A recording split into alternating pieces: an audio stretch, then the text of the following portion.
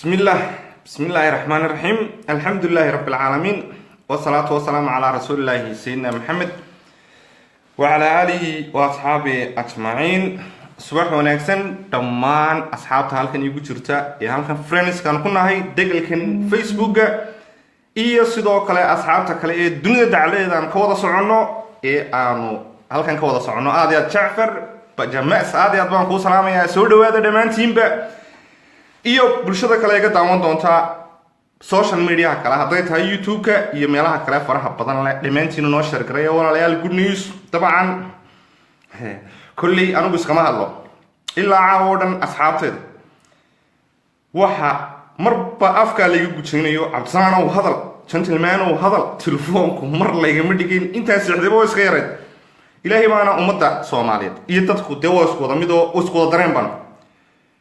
waxaan aad iyo aad ugu faraxsanay horta ma sha Allah Soomaaliya maanta tabcan anigu horta number 1 intaanan barnaamijkayga sii dhaxgalinba kiigu nacaya iyo kiigu jeclaanayba iyo asxaabta deyntii hore taqaanina waan iskaraynaa anigu waxa la yiraahdaa cabsanaan gentleman guulwade number 1 taageera koobaad ee xukuumadda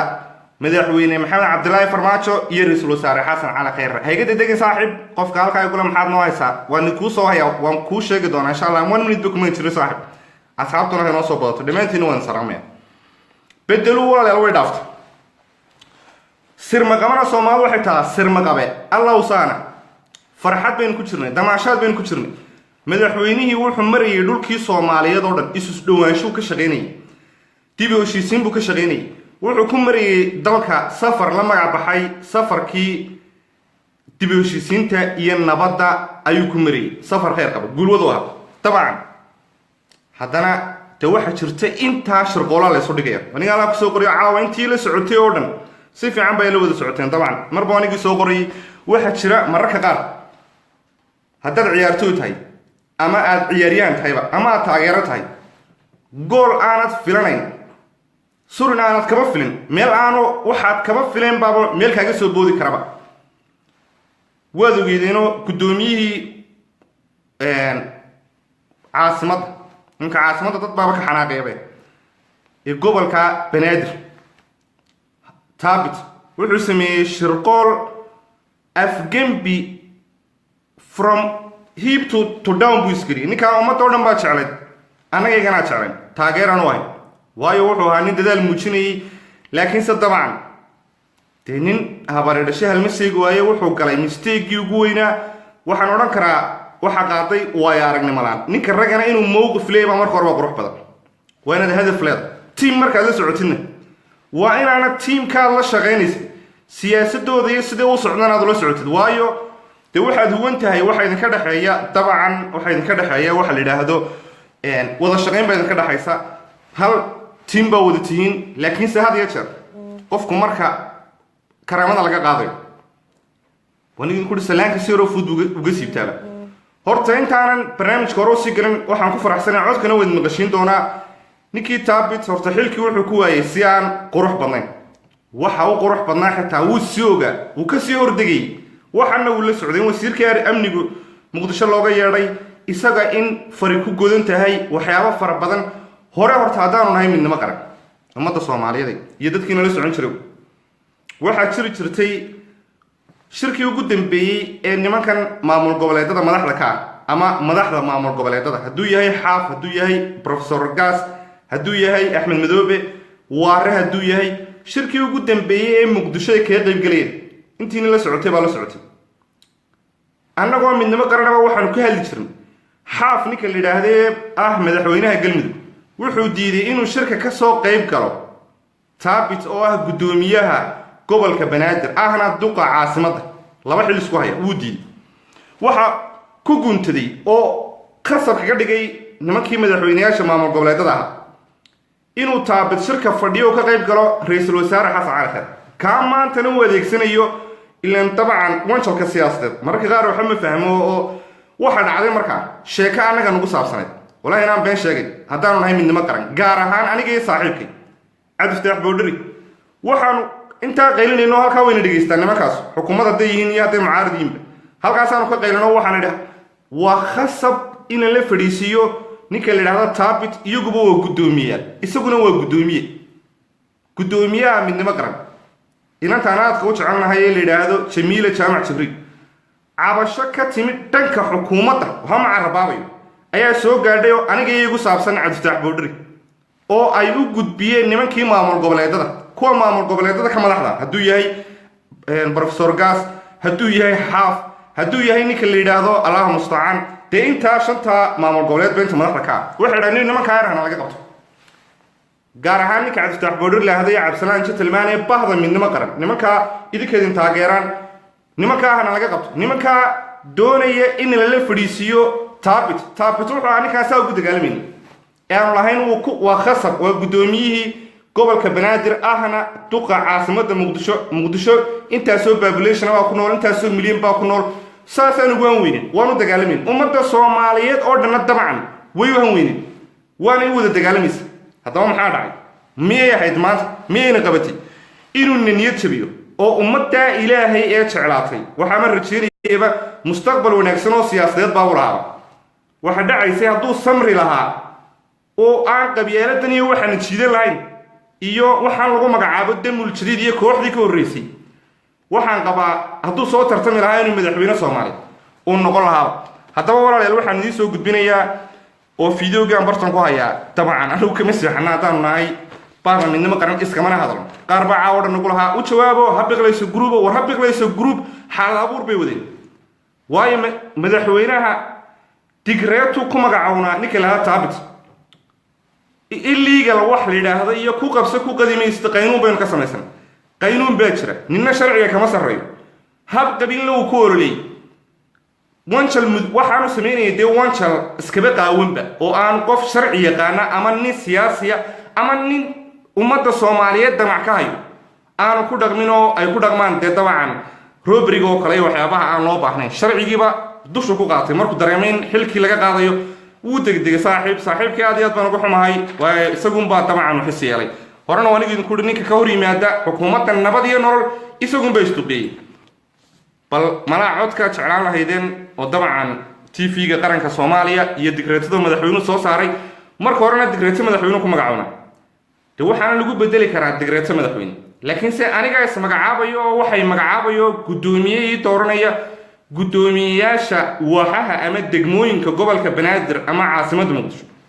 waa illegal wax sharcigana maaha caasimadduna oo mama baahnaba maamul goboleed waayo waa caasimaddii etoobiya waa federaal adisaba dee maamul maaha waxa meelaha kalaa maamulaa hadday kililadaa kale ay u sameeyaan intaa federaalka laftigiisa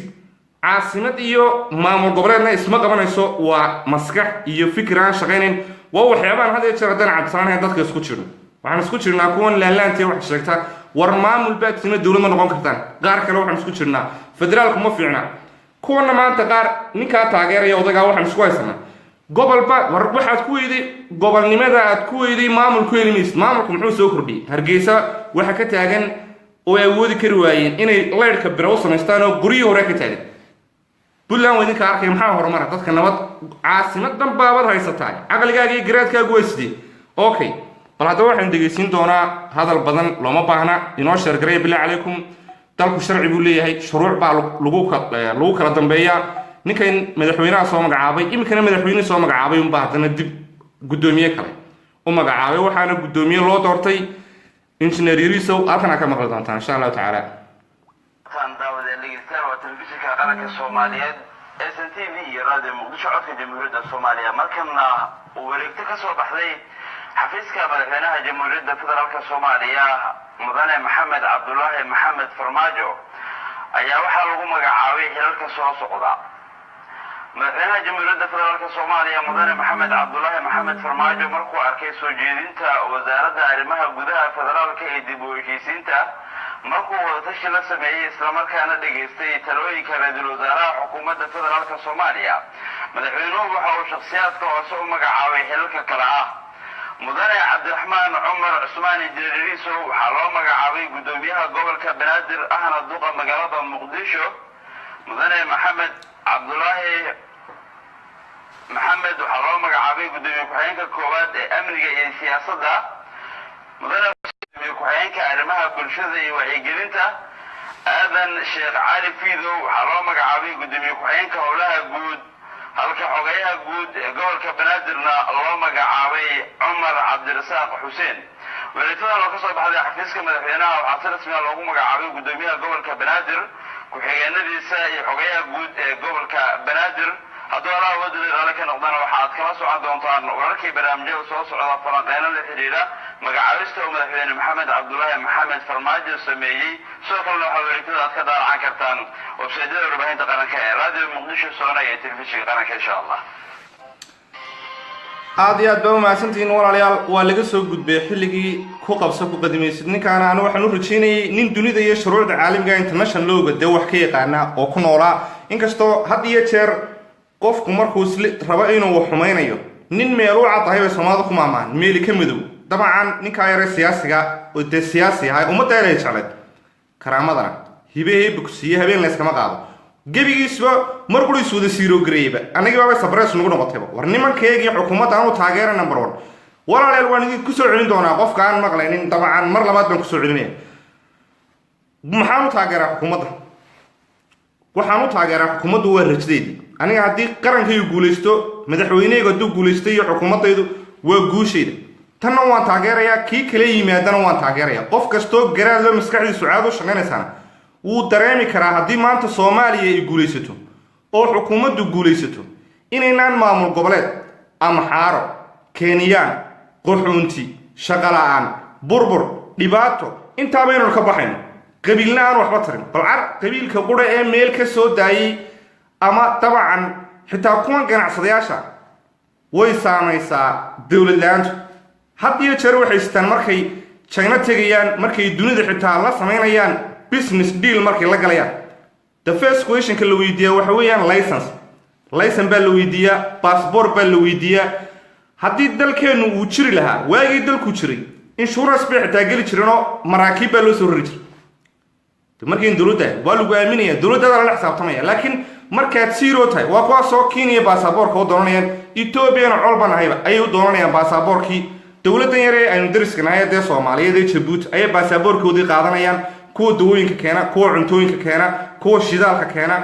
lama weyd baasaboorkiina uu qiimo dhacay waayo dowladnimada meesha ka baxday sharaftaadii baa meesha ka baxday markaa walaalayaal qolada kale ee gadaali kala soo xidhiidhay kolleyda anigu waa cabdisalaan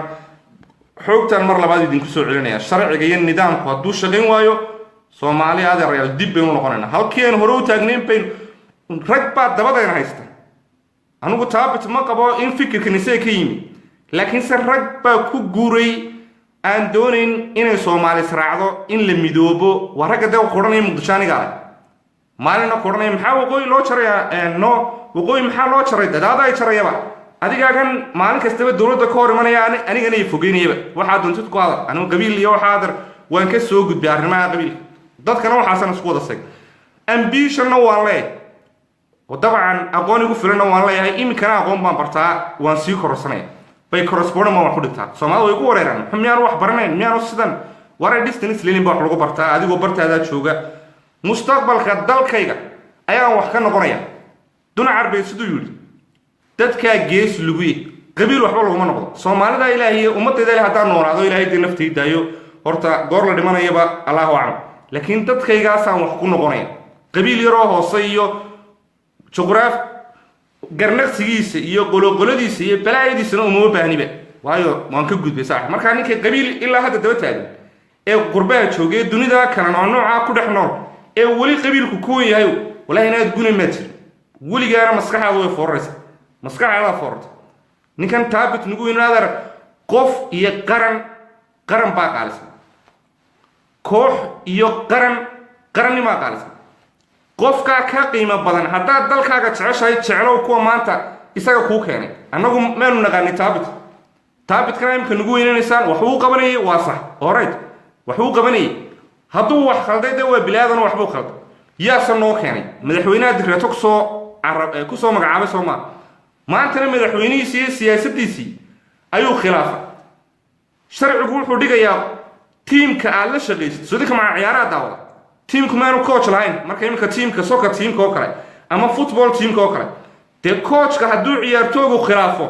markuu casharka u dhigay le sidaa saa u soco liiska waa laga saaraya maxaa u qaylqaynanaysaa ninka lahaa taabit madaxweynaha inoo keenay madaxweynaha siyaasadiisii uu la jaan qaadi waayey that's all marka he has to out he has to get out waa inuu meesha ka baxaa haddii kale waa inuu xukuumadda la jaan qaadi karaa waana soo dhaweynayaa dabcan mas-uulka cusub ee maanta la magacaabay waanu ducaynaya waayo maaha hambalyadoo qudhayn waxma tarto waxaan ugu ducaynayaa isaga iyo dhammaan mas-uuliyiinta kale saaka la magacaabay in allah raxmaanka oo xilkaa loo dhiibay uu ku asturo kuna guulaystaan waxaana sharafa dadka qaar baa waxay hadhoway odhan doonaan dee wasiirkiisii warfaafintaa sida war intii isfahmaysa ilaahay umuu madaxweynuhu ka dhigto xogayihiisa gaarka ama ka ugu dhow mu ka dhigto qofkii kula shaqayn kara ee aad isfahmi karaysaan aad isku aragtitiin ayuunbaa wax ku ah laakiin si aad kala aragtitiin ilaah uma walaalka ahaado anigu maanta walaaladii qaar baan kala aragtinay dad aan wada dhalnoo isku aragtinayna way jiraan qaar aanaan qabiilna soomaali isugu nimaado kolley qabiilkeenu guud waa soomaali oon isku aragtinahay oo isku fikirnahayna wuu jira oo aan wada shaqayn karno haddaan meel shaqo isugu nimaadno aanu istaageeri karno aan fikradooda la dhacayo qof baad adigoo aan garanayn baad halkaa ka dhegaysanaysaa masalansa wallahi that person is nice because waxa ku soo jiidinaya waxaanu ka hadlayo soonaysa niyo pointiga qofkaasaan kula socdaa waa idinkoo tiimankaba waa taageertan marka naga daaya qabyaaladan iyo qurunkan iyo taabit baa waxana taabidada sharciga kama weyna kii noo keenay baan imikana dabcan xilka ka qaaday mar labaad baan idinku soo celinayaa qolyihiina kolley gadaali kala soo xidhiidhay war saxaafadeedka ama dikreetada ka soo baxday madaxtooyada soomaaliya xafiiska madaxweynaha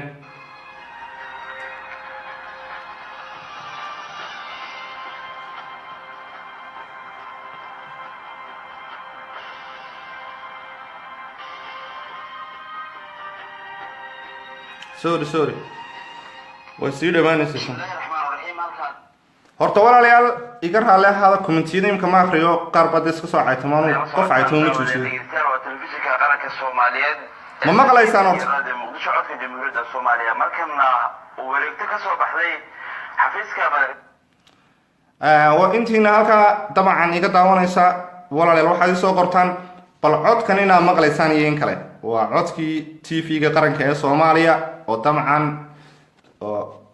waayo walaal kor baan u qaadayaa laakiinse dee inaad codka maqashaan unbaa fiican haddaan kor u qaaday jamhuuriyadda federaalka soomaaliya mudane maxamed cabdulaahi maxamed farmaajo ayaa waxaa lagu magacaabay hilalka soo socda madaxweynaha jamhuuriyadda federaalka soomaaliya mudane maxamed cabdulaahi maxamed farmaajo markuu arkay soo jeedinta wasaaradda arrimaha gudaha federaalka ee dib u heshiisiinta markuu wadatashi la sameeyey islamarkaana dhageystay talooyinka ra-iisul wasaaraha xukuumadda federaalka soomaaliya madaxweynuhu waxa uu shakhsiyaadka hoose u magacaabay xilalka kale ah mudane cabdiraxmaan cumar cusmaan injineeriso waxaa loo magacaabay guddoomiyaha gobolka banaadir ahna duqa magaalada muqdisho mudane maxamed cabdulaahi maxamed waxaa loo magacaabay guddoomiye ku-xigeenka koowaad ee amniga iyo siyaasadda mudane xuseen maxamed nuur waxaa loo magacaabay guddoomiye ku-xigeenka labaad ee maamulka iyo maaliyadda marwo basma cumar axmed waxaa loo magacaabay guddoomiye ku-xigeenka arrimaha bulshada iyo wacyigelinta aadan sheekh cali fiidow waxaa loo magacaabay guddoomiye ku-xigeenka howlaha guud halka xogayaha guud ee gobolka banaadirna loo magacaabay cumar cabdirasaaq xuseen wareegtadan oo ka soo baxday xafiiska madaxweynaha waxaa si rasmiya loogu magacaabay guddoomiyaha gobolka banaadir ku-xigeenadiisa iyo xogayaha guud ee gobolka banaadir hadduu allaha wadada raali ka noqdana waxaad kala socon doontaan wararkii barnaamijyada soo socda falanqeyno la xidhiidha magacaabista oo madaxweyne maxamed cabdulaahi maxamed farmaajo sameeyey sidoo kalena waxaa wareegtada aad ka daalacan kartaan websaydyada warbaahinta qaranka ee raadiyo muqdisho soona iyo telefishinka qaranka insha allah xilku walaalayaal waa wareegto aad iyo aad baan idiin salaamaya dabcan faalana ilaa xalata kamaan dhiibin laakiinse waxba walaalayaal anagu sirteedana waanu adkaysanaa wax kastoo naloo soo gudbiyana waan la soconaa xukuumadeedana waanu ku hambalyaynaynaa waanu ku taageersanahay dabcan saan sheegayba dee anaguba waxaanu leenahay ambition wax lahahdaa ama fikir baan waanu la shaqaynanaa xukuumadeeda waanu taageernaa haddaanu nahay dhammaan bahda midnimo qaran kamana hordhacno dabcan ilaa xalayto waanu arkaynay qolyo lahaa hebel baa la magacaabaya iyo hebel laakiinse qolyihii la socday ee ugu dambeeyey waxaa aan idin soo gudbinaya marba qoraal baan wax idinku soo gudbinayay oo dabcan lahaa gacantaaba lagu hayaa bedelkiisii taabid oona lagu dawaqinayay habiqlayso groupna walaalayaal qolyaha iga soo codsada had iyo jeer habiqlayso group walaal wasiir kasta ahaada laakiin qofka isfahmayaan baa fiican qolyihii igu lahaa ilaa xaata habiqlayso u jawaab iyo wal anagu uma jiro ama uma nooli inaan habiqlayso group u jawaabo waayo habiqlayso group waxay doonaan bay ku hadlaan propaganda ay sameeyaan isku fikir ma nihiin isku aragtini ma nihiin qabiilkay doonaan sheegtaan anagu kuwa iskuma mashquuliyo aad iyo aad baan idin salaamaya dowladnimadu ha guulaysato waanu soo dhaweynaynaa waanu ducaynaynaa dabcan mas-uuliyiinta dhammaantoodba madaxweynuhu uu magacaabay dhammaan waanu ducaynaynaa wasalaamu calaykum waraxmatullaahi wabarakaatu aad iyo aad baan idin salaamaya inooan sii faafiya dabcan gaadhsiiya walaalayaal clipkan dhammaan bukaan socdoo dhan iyo kuwa dowladnimada diidan iyo kuwa midnimada kasoo horjeeda iyo kuwa annaga